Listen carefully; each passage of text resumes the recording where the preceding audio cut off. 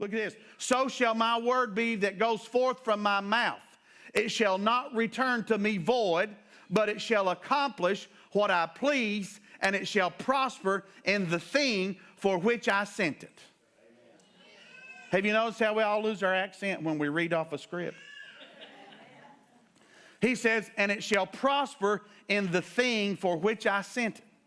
I mean, in other words, nobody can stay his hand. He's in charge. He raises up kings. He brings them down.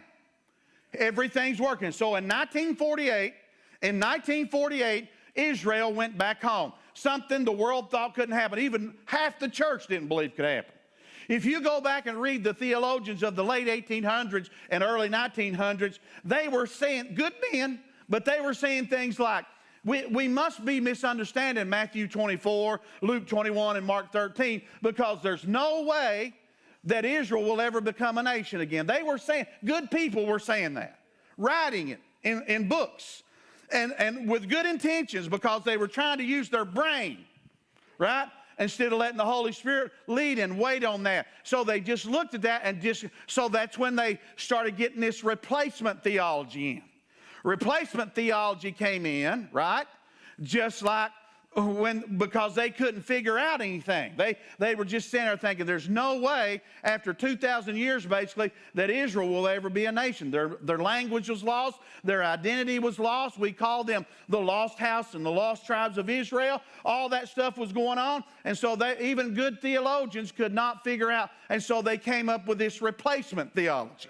And this replacement theology basically says, and we're going to dispel that. I don't know what they did with Romans to come up with that. They must have just not used Romans in the church at that time. I don't know. But they basically were saying the church has now taken the place of Israel, and Israel is no more. But I'm going to say a word to you. God said Israel's coming back. He always told us they were coming back. We just couldn't put our mind around it. See, that was what Gideon was having trouble with, right? He just, I'm down to 300 guys, and they got 100,000+ over there. But you cannot. God's going to do some stuff sometimes that makes your brain mad.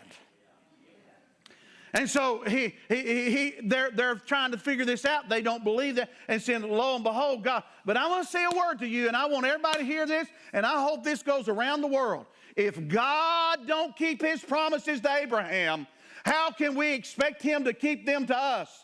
But I am saying to you, as of 1948 and 1967, that God does keep his promises to Abraham. They are back in the land. They are ready for their Messiah. And when they see him who they pierced, they're going to turn to him. And so all Israel shall be saved in the end. Somebody give him praise.